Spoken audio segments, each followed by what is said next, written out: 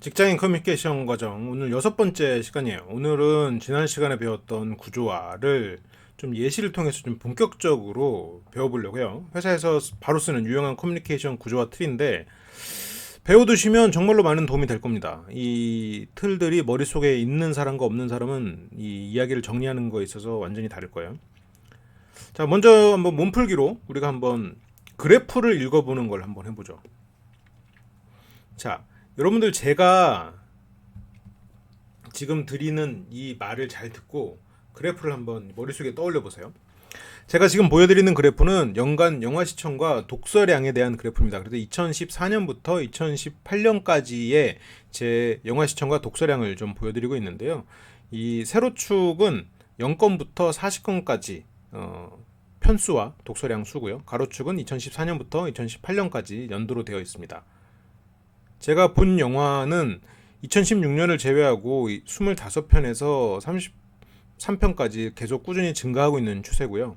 읽은 책 수는 2014년 30건부터 2018년에 한 19건 정도로 계속 줄어들고 있습니다. 근데 다만 2016년에만 읽은 책 수가 34권, 그리고 본 영화 수는 15건으로 좀 역전돼 있는 그런 상황이죠. 자, 지금 제가 이 그래프를 읽어드렸는데, 이 여러분들이 이제 보고를 하시거나 그래프를 이제 보여드릴 때도 그래프가 있는 상황에서도 상대가 그래프를 보면서도 그 말을 듣는 것만으로 그래프가 머릿속에 떠오르게 읽어줘야 돼요. 그러니까 이렇게 시간이 없을 때는 이렇게 세세하게 읽어줄 필요는 없지만 기본적으로 그래프를 읽는 룰은 이렇습니다. 제목을 먼저 읽어요. 이 그래프가 뭐다. 이 그래프는 뭐다. 연관 영화 시청과 독서량에 대한 그래프다. 가로축은 뭐다. 연도다. 세로축은 뭐다. 편수다. 그래서 전체적으로 추세가 이렇게 흘러가고 있다. 다만 특이사항은 이거다. 이렇게 읽는 거예요. 근데 이제 지금 이 그래프도 읽기에 따라서는 내가 이제 요령껏 읽을 수가 있겠죠. 예를 들어서 나는 영화를 점점점 더 많이 보는 사람이고 방금은 이제 2016년만 달랐다 이렇게 읽었잖아요. 근데 최근 3년으로 묶으면 책을 더 많이 읽었어요. 한 권 더 많이 읽었어요. 그걸 강조해서 읽으면 나는 책을 더 많이 읽는 사람처럼 포장해서 말을 하고 그렇게 그래프를 그릴 수도 있겠죠. 그러니까 이제 이건 어쨌건 표현의 차이겠죠. 또 하나 그래프 읽어볼게요. 시기별로 제 인간관계 수를 그래프로 나타내 보았습니다. 가로축은 초등학교, 중학교, 대학교 그리고 사회생활 동안의 인간관계 수고요. 그리고 세로축은 얼마나 많은 사람을 만났는가. 그래서 각각의 기간 동안 동성 친구, 이성 친구, 연애 횟수를 보여주고 있는데요. 초등학교와 중학교 때는 연애 횟수나 이성 친구가 많지 않고 오히려 초등학교 때 이성 친구가 가장 많았던 그런 시기입니다. 왜냐면 남녀 공학이었으니까요. 동성 친구 그리고 이성 친구가 전부 이성 친구는 전부 줄어들고 있고 중학교 때는 이성 친구가 가장 적었습니다. 연애 횟수는 대학교 때 좀 증가를 하지만 사회생활을 하면서 다시 또 줄어드는 것을 보실 수 있습니다. 그래서 이렇게 읽어주는 거죠. 이런 건 굉장히 자세하게 읽어주긴 했지만 이제 포인트를 잡아서 이제 그래프를 읽을 때도 마찬가지 포인트예요. 내가 이제 어떤 포인트를 읽어줄 것인가 그 포인트. 제목, 가로축, 세로축, 그리고 그래프의 이제 선에 대한 설명, 그리고 특이사항 이런 식으로 읽는 거예요. 그렇게 읽으면 머릿속에 그래프가 어느 정도 그려져요. 이제 그런 식으로 이제 그래프를 말로써 보여주는 거죠. 내가 그래프를 눈으로 보고 이걸 말로 전달해서 이 사람 머릿속에 그 그래프가 그려지게. 그게 그래프를 읽는 목적이에요. 물론 그래프를 보여주면서 읽을 때는 이렇게까지 디테일하게 읽을 필요는 없지만 가능하면 이 사람 머릿속에 최대한 그려지게. 그리고 내가 강조하는 부분이 이 사람 머릿속에 남게. 그 부분을. 그러면 그래프도 그렇게 그려놓으면 더 좋겠죠. 강조하는 포인트가 좀 보이게. 자, 한번 몸풀기로 한번 그래프를 읽어봤고요. 이제 본격적으로 한번 구조를 배워봅시다. 우리가 지난 시간에 3단 구조 배웠어요. 확장된 3단 구조도 배웠고요. 이거 말고 오늘 배울 거는 로직 트리, 매트릭스, 프로세스 이 세 가지 구조입니다. 자, 로직 트리부터 한번 볼까요? 로직 트리는 일단 병렬 구조로 되어 있는 구조입니다. 큰 대괄호 안에 중괄호 3개가 있고 중괄호 안에 소괄호 3개가 있는. 자, 어디서 많이 좀 본 것 같죠? 자, 조직도 같은 데서 많이 봤어요. 이거를 이제 예를 들어서 제가 이 구조를 그리면 우리 회사의 목표는 매출 신장입니다. 이 매출 신장을 위해서 세 가지 분야의 노력이 필요합니다. 이 세 가지 분야, 첫 번째 분야는 뭐 인프라팀, 두 번째는 개발팀, 세 번째는 영업팀입니다. 자, 인프라팀은 세 가지 노력을 들여야 됩니다. 첫 번째는 인프라팀만의 뭐 결속력, 예를 들어서 이렇게 해서 또 세 가지 뭔가 실행 파트가 나오겠죠. 그리고 또 개발팀에 대해서 또 실행 파트가 나올 거고, 뭐 뭔가 장비의 도입이라든가, 그리고 영업 파트도 들어올 거예요. 이런 식으로, 그러니까 목표 안에 분야가 있고 분야 안에 각각의 실행을 어떻게 할지가 나와요. 예를 들어서 주제가 있고 그 안에 분야가 있고 그 분야별로 각각 설명이 있어요. 이거 잘 생각해 보면 우리가 순간정리화법 했던 거랑 비슷한 거예요. 순간정리화법을 한 뎁스 더 들어간 거예요. 그러니까 지금 이 로직 트리를 여러분들이 머릿속에 그린 상태에서 말을 하고 그 사람 머릿속에 이 로직 트리가 그려지지 않아도 이런 식의 구조가 느껴지게 말을 해야 돼요. 그러니까 여러분들은 이 구조를 그린 상태에서 읽어준다는 생각으로. 그러니까 순간정리화법 안에 순간정리화법이 있다라고 생각하면 어떻게 보면 굉장히 편하죠. 처음에 세 가지 먼저 언급하고 하위 레벨은 하나씩 생각하면서 해도 돼요. 그러니까 제가 지금 이것도 로직 트리로 읽을 수가 있는 거예요. 로직 트리를 잘하기 위해서는 여러분들은 세 가지를 기억하셔야 됩니다. 첫 번째는 어떤 스타일로 할까? 두 번째는 어떤 장점이 있는가? 세 번째는 어떤 단점이 있는가죠. 자, 첫 번째 스타일 면에 있어서는 여러분들은 두 가지를 기억하셔야 됩니다. 첫 번째는 이거는 순간정리화법 안에 순간정리화법이 있다라고 생각하셔도 돼요. 이렇게 기억하셔도 됩니다. 두 번째는 처음 일단 세 가지를 언급하고 하위 레벨은 나중에 생각해도 돼요. 일단 세 가지를 질러놓고 시작하는 거. 순간정리화법에서 많이 해보셨죠? 자, 그거를 한 번 더 하는 거예요. 자, 이거의 장점, 두 번째 말씀드릴 건 이번에 장점인데요. 장점은 뭘까요? 장점에는 두 가지가 있습니다. 어떤 주제에도 활용이 가능해요. 어떤 주제로도 이걸 말할 수 있다는 거죠. 두 번째는 훈련에 따라서 가장 쉽게 활용할 수 있는 거. 이런 장점이 있습니다. 어떤 주제로도 가능하고 훈련에 따라서도 가장 쉽게 빠르게 할 수 있는 사용 가능한 화법이다. 단점은 뭘까요? 그만큼 단순해질 수 있다는 거죠. 네. 그리고 순간정리화법과 큰 차이가 없게 느껴질 수 있다는 겁니다. 지금 제가 말한 게 로직 트리로 말한 거예요. 머리에 그려지잖아요. 이 로직 트리가. 그래서 이거를 이제 하실 때 이제 이게 좀 제가 단순한 게 좀 단점이라고 했지만 그렇다고 이 로직 트리 구조가 나쁘다는 건 절대 아닙니다. 가장 효과도 높고 이것만 제대로 알아도 실은 구조화는 어느 정도 된 거라고 생각하시면 돼요. 이 구조와 이 로직 트리 구조를 잘 익혀놓는 거. 로직 트리를 한번 그려보시면 좋아요. 이걸 이제 로직 트리는 처음에 연습을 하실 때 브레인스토밍을 한 결과를 가지고 로직 트리를 그려보면 조금 좋거든요. 왜냐면 이게 무작위적인 단어들이 나오고 그 단어를 토대로 스토리를 만들어내는 거니까. 그러니까 브레인스토밍을 이게 만약 혼자서 하신다 그러면 떠오르는 아이디어를 그냥 계속 쭉 나열해서 적으시고, 근데 적으실 때는 포스트잇에 적는 거죠. 여럿이 할 때는 당연히 더 좋겠죠. 각자 하나씩 아이디어를 해보시니까. 그래서 포스트잇이 예를 들어서 뭐 9개가 나왔다. 근데 9개보다는 더 많은 게 좋겠죠. 한 열 몇 개가 나오는 게 좋겠죠. 비슷한 것도 나오면 이렇게 좀 같이 붙이고 해야 되니까. 그리고 어떤 거는 이제 뎁스가 위로 올라갈 수도 있고. 그래서 이제 그런 거를 그룹핑을 쭉 짓는 거죠. 뭐 3개, 3개, 3개 이렇게 지으면 가장 좋지만 그게 이제 안 되면 뭐 어떤 건 2개, 어떤 건 5개 이렇게 될 수도 있겠죠. 그렇게 해서 그룹핑을 쭉 짓습니다. 각각 그룹마다 제목이 나오겠죠. 그 제목을 먼저 언급하는 거예요. 제가 오늘 할 얘기는 이겁니다. 이 얘기를 하기 위해서 첫 번째 제목, 두 번째 제목, 세 번째 제목에 대해서 각각 제가 좀 자세히 말씀드릴 필요가 있겠네요. 자, 첫 번째 제목부터 말씀드릴게요. 하면 첫 번째 제목에 대한 거 쭉쭉쭉 나열하고, 두 번째 제목에 대한 거 쭉쭉쭉 설명하고, 이런 식으로 풀어나가는 거예요. 로직 트리 가장 쉽고 그리고 가장 확실한 구조를 만들 수 있는 방법이에요. 이게 말을 해보면 내가 지금 만든 이 포스트잇의 배열이 제대로 됐나 안 됐나를 알 수 있어요. 그러니까 이 포스트잇을 붙여놓은 이 구조를 보고 그 구조를 읽는 거예요. 그러니까 이게 더 발전을 하면 나중에는 내 머릿속에 있는 생각을 구조화시키고 그 구조를 입 밖으로 뱉어내는 건데, 그 전에 눈으로 포스트잇 붙은 거를 보고 그걸 읽어서 상대한테 들려주는 거예요. 그러니까 눈으로 본 걸 일종의 묘사하는 것처럼 접근하는 거죠.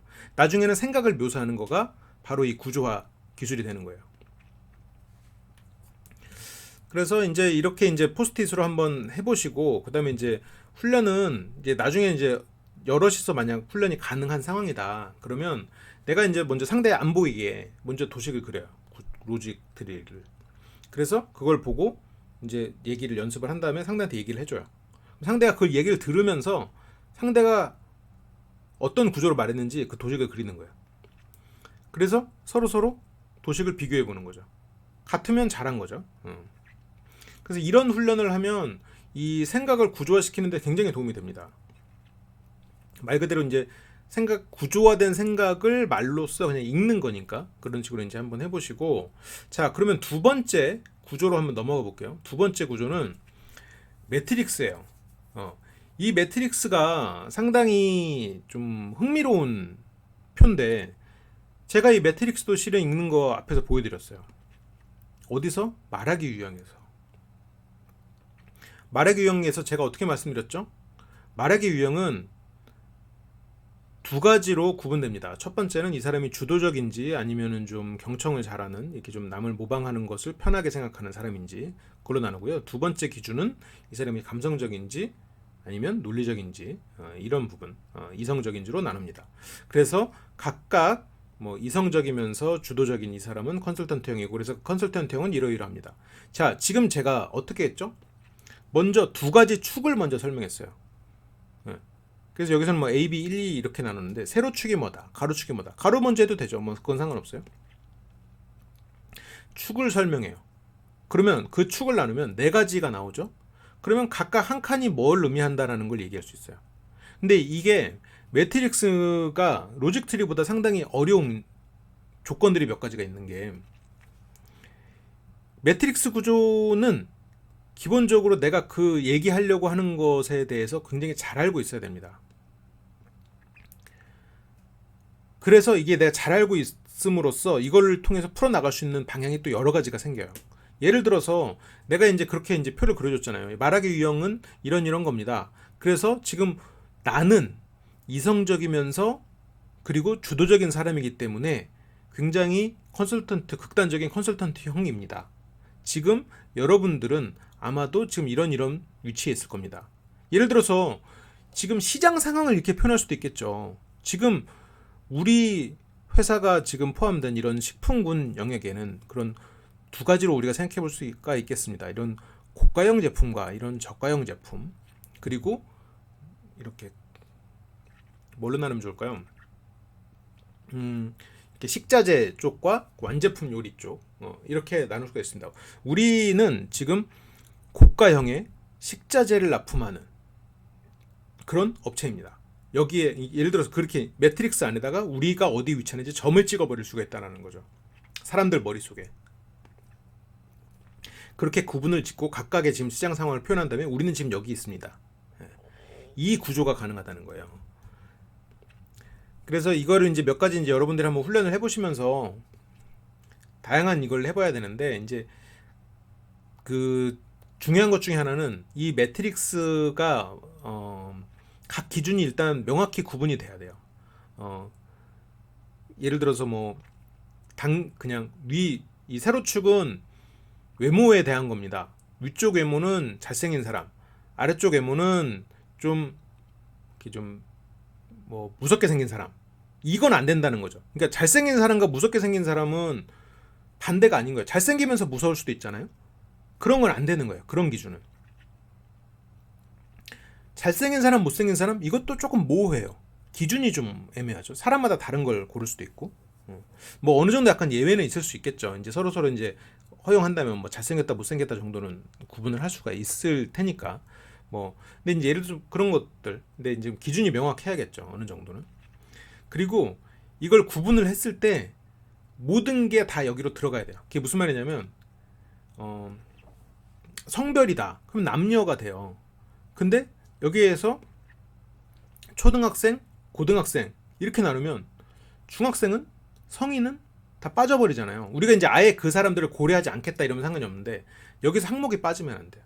그러니까 아까 제가 한 것처럼 주도적이다 아니면 주도적이지 않다 이러면 딱 구분이 되는데, 주도적이다, 뭐 어중간하게 주도적이다, 예를 들어서 이렇게 했으면 뭐 주도적이지 않은 사람이 빠져버리는 거잖아요. 이제 그렇게 되면 안 돼. 그러니까 이 매트릭스 안에는 우리가 지금 보고 있는 그 시장의 모든 게 들어가 줘야 된다는 거예요. 그래서 이 매트릭스를 그릴 때 고민을 많이 해야죠. 내가 좀 잘 아는 분야를 가지고 이걸 풀어나갈 수가 있어요, 이 얘기를. 근데 이거를 만들어서 이야기로 풀어나가잖아요. 이걸 그리지 않고 말로써 매트릭스 구조를 말할 수 있으면 굉장히 똑똑해 보입니다. 굉장히 전문가처럼 보여요. 그래서 이거는 일단 기준을 먼저 언급하고 각각 칸별로 한 개씩 소개하는 게 포인트예요. 굉장히 신선한 구조하기 때문에 사람들이 들으면서 되게 많이 안다라고 느끼게 되죠. 근데 이게 단점은 쓰기가 좀 어렵다. 전체를 다 알아야 쓸 수 있다라는 거죠. 한번 예시를 볼까요? 여행 계획을 세운다고 가정을 해보자고요. 여행 계획을 세우는데 우리가 이제 여행 계획을 세울 때 우리는 두 가지를 따져봐야 돼. 첫 번째는 경비, 그리고 우리가 얼마나 편하게 갈 건지, 불편함을 감수할 건지, 이 두 가지 기준을 생각해야 되는데, 일단 경비가 비싸면서 편한 곳은 이런 것들이 있을 수 있어. 경비가 비싸면서 불편한 것들은 이런 것들이 있어. 불편한 대신에 더 많은 걸 볼 수 있겠지. 근데 경비가 싼 쪽으로 가면서도 편한 것은 뭐 이런데, 그리고 경비가 싸면서 불편한 것은 이런 데가 있을 거야. 이렇게 생각하는 거죠. 그러니까 우리가 여행을 많이 다녀보면 지금 제가 이렇게 대충 이런 거로 표현했지만 머릿속에 떠오르는 것들이 있어요. 대표적인 것들만 말해도 돼요. 그러니까 경비가 비싸면서 편하다. 그럼 뭐 해외 패키지 여행을 간다. 경비가 비싸면서 불편하다. 그러면 뭐 경비가 비싸면서 불편한 게 어떤 게 있을까요? 여기는 뭐 없다라고 말할 수도 있겠지만 경비가 비싸면서 불편한 거는 뭐 유럽 배낭여행, 좀 먼 나라 배낭여행 같은 거를 뭐 장기적으로 가는 것도 있을 수 있겠네요. 뭐 편하면서 경비가 싸다. 이거는 뭐 국내 패키지 여행 같은 게 있을 수 있겠죠. 그리고 경비가 싸면서 불편하다. 이거는 뭐 이렇게 그냥 무전 여행 같은 거 이런 걸 할 수도 있을 거고. 이제 그렇게 해서 이제 대표적인 걸 하나씩 뽑아주면 돼요. 그래서 이제 이렇게 매트릭스 읽는 법이 있고, 제가 아까도 언급을 드렸지만 매트릭스에서 내 위치를 정하는 것도 하나의 방법이에요. 그러니까 거기에서 이제 우리 회사는 어떻다. 아까도 이제 미팅에 나간 상황이다. 미팅에 나간 상황에서 이제 A라는 사람이랑 B라는 사람이 이제 각자 자기 얘기를 하는 거예요. A는 우리가 이제 미팅에 나갔는데 우리들을 좀 기준을 나눠보자면 우리는 두 가지 포인트에서 서로가 좀 생각을 해볼 면이 있을 것 같아. 첫 번째는 외모, 두 번째는 성격이지. 그래서 성격 좋고 외모가 훌륭한 사람은 누구랑 누가 있고, 성격 좋고 외모가 좀 떨어지는 사람은 누가 있지. 근데 나는 성격도 나쁘고 외모도 나쁘잖아. 그래서 이번 미팅에서는 포기할게. 뭐 이렇게 말을 하는 거죠. 뭐 제가 이제 예시를 들다 보니까 이렇게 표현을 한 거예요. 이런 표현 이렇게도 할 수 있죠. B라는 사람은 이렇게 얘기했어요. 나는 미팅에서 이성들이 우리를 보는 기준은 두 가지일 거라고 생각해. 이건 이제 뭐 말로 안 해도 되는 거죠. 머릿속에 있어도 되는 거죠. 하나는 말을 잘하느냐, 말을 못하느냐. 또 하나는 이 사람이 좀 경제력이 있느냐, 없느냐. 두 가지로 볼 수 있을 것 같아. 일단 우리들은 다 경제력이 없어. 그래서 경제력이 있으면서 말을 잘하는 사람, 경제력이 있으면서 말을 잘 못하는 사람, 이쪽에는 아무도 없는 거지. 그래서 경제력이 없는 측면에서 생각해보면 그래도 말을 잘하는 사람이 나밖에 없지 않겠어? 그러니까 오늘은 좀 나를 밀어주는 게 좋겠어. 그래서 이렇게 말을 할 수도 있는 거예요. 그러니까 하나의 예시니까 예시로서 받아들여 주세요. 그리고 이 매트릭스 구조에는 실은 조금은 다르지만 유명한 또 매트릭스 구조가 하나 있습니다. 아마 여러분들 다 알고 계실 거예요. 스왓, 스왓 분석이죠. 매트릭스 스왓은 자신을 분석하는 것으로도 많이 쓰이죠. 우리 회사를 분석하는 것, 우리 회사의 강점이 무언가, 기회가 무언가, 약점이 무언가, 위협이 무언가. 이것도 생각해보면 실은 두 가지의 축으로 되어 있어요. 물론 스왓은 워낙 유명하니까 두 가지 축을 미리 말할 필요는 없지만 위쪽은 좋은 거, 아래쪽은 나쁜 거예요. 강점과 기회는 좋은 거죠. 약점과 위협은 나쁜 거예요. 강점과 약점, 이거는 우리의 문제예요. 기회와 위협은 외부적인 문제예요. 그래서 좋은 것과 나쁜 것, 내부적인 것과 외부적인 것으로 나뉘어 있는 게 스왓입니다. 그래서 스왓 분석도 실은 매트릭스 구조예요.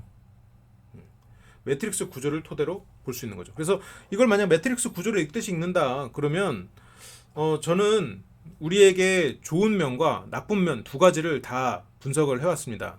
첫 번째 기준으로는 우리의 내부적인 것, 그리고 두 번째는 외부적인 것을 말씀드리겠습니다. 먼저 우리의 내부적 관점에서 좋은 면, 즉 강점과 나쁜 면, 약점을 말씀드리겠습니다. 강점은 이러이러합니다. 약점은 이러이러합니다. 자, 이제 외부적인 얘기인데요. 외부적인 것에는 그래서 우리의 이 강점과 약점이 있기 때문에 얻을 수 있는 기회와 그것 때문에 조심해야 되는 위협이 있습니다. 그래서 이렇게 얘기를 하는 거죠.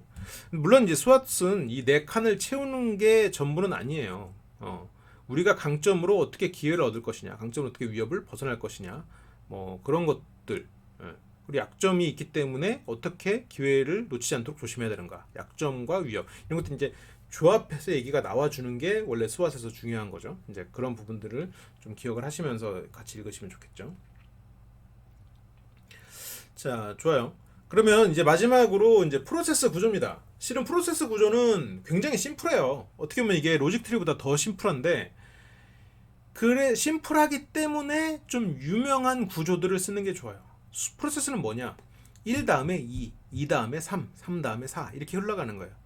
그래서 이 프로세스 구조는 그냥 3개만 쓴다 이러면 재미없어요. 이건 구조랄 것도 없어져 버리는 거죠. 그래서 일단 이건 선행되고 그 다음에 이루어지는 거. 일의 순서, 인과관계 이렇게 흘러가야 돼요. 그래서 여기에서는 기본적으로 있는 툴들을 이용하는 게 중요합니다. 정의, 일단 문제가 뭔지 정의해요. 그 다음에 그 문제가 얼만큼 문제인지를 측정하죠. 그 다음에 그 문제가 뭐 왜 일어났나, 어느 정도 기간에서 일어났나. 그래서 그걸 분석해요. 그걸 분석했으면 이제 개선해야죠. 그걸 개선을 해요. 그 다음에 그걸 지속한다. 어디서 많이 본 것 같죠? DMAIC, 식스 시그마에서 나오는 방법론 중에 하나입니다. 굉장히 유명한 툴들이 이거 굉장히 많아요. 5가지로 돼 있는 프로세스 구조로 돼 있는 거. 그래서 이거를 몇 개 이제 기억을 해두시면 말할 때 되게 좋아요. 지금 우리가 가진 문제를 정의하고 그것을 측정함으로써 이것을 개선하고 지속할 수 있는 것에 대해서 말씀드리겠습니다. 측정 분석도 있지만 이렇게 편하게 말해도 돼요. 뭐 비슷한 건 뭐가 있을까요? 우리의 목표는 뭘까요? 우리의 목표는 이겁니다. 우리는 무엇을 하려고 하는가? 근데 이런 문제가 있죠. 목표를 이루기 위해서 우리는 이 문제가 있습니다. 목표를 이루지 못하게 만드는. 그래서 대안들을 찾아봤습니다. 이런 대안들이 있습니다. 선택 가능한 실현 가능한 선택들이 있는 거죠. 그 중에서 분석을 해보니 최적으로 해결할 만한 것은 이겁니다. 이거를 해결했을 때 이런 결과가 나옵니다. 이게 다 프로세스 구조입니다. 어디서 본 것 같죠? 익숙하죠? 어디서 봤어요? 앞에서 주장의 5단계 문제 제시하고 이 문제가 이제 어떤 피해가 올지 어떻게 될지 예측하고 해결책 제시하고 이 해결책으로 하면 성과가 이렇게 나온다. 그러니까 이렇게 하자. 이것도 주장, 어떤 걸 주장할 때 이 5단계를 거칩니다. 프로세스의 5단계. 뒤에서 주장하기를 배울 때 한 번 더 언급해 드릴게요. 다시 말씀드릴게요. 이 프로세스 구조는 일단 몇 가지 단계가 있다고 말한 후에 한 가지 차례대로 이야기하는 게 중요해요. 처음에 단계를 말하지 않고 그냥 말을 하면 장황하게 말하는 것처럼 보일 수도 있어요. 일단 몇 가지 단계가 있다. 이건 5가지 단계 측면에서 봐야 됩니다. 첫 번째 정의부터. 뭐 5가지라고 말해도 좋고 5가지 단계로서 정의, DMAIC죠. 정의, 측정, 그리고 분석, 그리고 개선, 그리고 컨트롤. 이걸 지속하는 거. 이게 저도 이제 영어로 구조화가 됐으니까 이렇게 지금 머릿속에 있는 거죠. 그래서 하나씩 그다음 하나씩 하는 순서대로 얘기하는 거예요. 그래서 이거는 만약 그 장점은 일단 단계 개수만 얘기하고 하나를 먼저 채운 다음에 얘기하고 그 다음에 이어서 말하면 되기 때문에 좀 편하게 느낄 수도 있어요. 그래서 이런 에피소드 화법처럼 이렇게 막 장황하게 말을 하는 사람도 비교적 쉽게 떠올릴 수 있긴 하거든요. 근데 그만큼 정돈된 느낌이 안 들 수 있어요. 이 진짜 제대로 전체 단계를 딱 언급하고 5단계입니다. 이거는 뭐뭐뭐뭐로 이루어진 5단계입니다. 이렇게 말하려면 실은 되게 어렵죠. 로직 트리보다 좀 더 어려울 수 있어요. 그렇습니다. 그래서 이 프로세스를 좀 그려보시는 것도 해보셔야 되는데 이거는 여러분들이 어떤 하나의 주제를 정해놓고 그 5단계든 뭐든 기존에 있는 것들 아니면 차근차근 뭘 해야 되는지 일종의 청사진을 그리듯이 쭉 나열해보고 해보시는 것이 좋아요. 그러니까 꼭 단계별로 첫 번째 단계 이겁니다. 그리고 연급하고 두 번째 단계 이겁니다. 연급하고 이렇게. 그래서 첫 번째 나는 몇 단계를 얘기할 거다. 이게까지 되면 이제 프로세스가 상당히 선명하게 그려지는 거죠. 그래서 이렇게 우리가 이제 도식들을 많이 배웠어요. 구조화를 많이 배웠어요. 이 구조화를 하고 이 도식으로 정리한 후에 말을 하면 일단 기억할 수 있는 정보량이 굉장히 증가하게 됩니다. 그래서 스몰 토크 할 때도 이런 구조화를 조금씩 쓰면 상당히 도움이 되죠. 당연히 논리력이 올라가는 것처럼 보이고 이 지적 수준에 대한 평가가 올라가죠. 그리고 대화의 주도권을 좀 쥐게 됩니다. 내 말이 왜냐면 나는 구조화를 시킨 상태에서 그 칸을 채우듯이 말을 하니까 사람들이 내 말을 할 때 끼어들기가 힘들어요. 왜냐면 난 구조화가 됐으니까. 그리고 누가 끼어들어도 그냥 이어서 말하면 돼요. 아, 네, 잘 들었고요. 제가 아까 말했던 이 부분에 대해서 좀 더 설명을 드릴게요. 머릿속에 그림이 그려져 있으니까 내용이 훨씬 더 많이 들어가 있습니다. 예, 그런 장점이 있죠. 그래서 이 훈련 방법을 제가 3단계로 나눠봤는데 이 첫 번째 단계에서는 혼자서 준비를 해봅니다. 예, 혼자 도식을 그리고 가능하면 이제 안 보고 말을 해보고 녹음해놓고 들어보고 이제 그렇게 해서 이제 혼자 준비를 좀 해보고 그리고 두 번째는 도식을 머릿속에 그린 후에 이제 말을 해보고 그래서 이제 혼자서도 이제 이런 걸 해보고 두 번째는 대화를 해보는 거예요. 대화 중에 좀 써먹어 보는 거죠. 그리고 대화를 할 때 내가 써먹는 것도 중요하지만 다른 사람이 말을 할 때 저 사람 말을 도식화 시켜보는 거예요. 나라면 어떻게 말할까? 나라면 어떻게 말할까? 도식해요. 세 번째는 그 대화 중에 상대의 말을 도식화한 후에 그걸 정리해서 다시 들려주는 거예요. 예. 그래서 마지막으로는 이제 자유롭게 도식화된 이런 말을 한다. 예, 구조화된 말을 한다. 이것까지 흘러가야겠죠. 예. 그래요. 오늘은 이제 구조화에 대한 이야기를 좀 드렸고 좀 신선하고 많은 도움이 되는 이야기가 되셨길 바랍니다. 그럼 저는 또 다음 시간에 더 좋은 강의로 돌아오겠습니다. 시청해 주셔서 감사해요.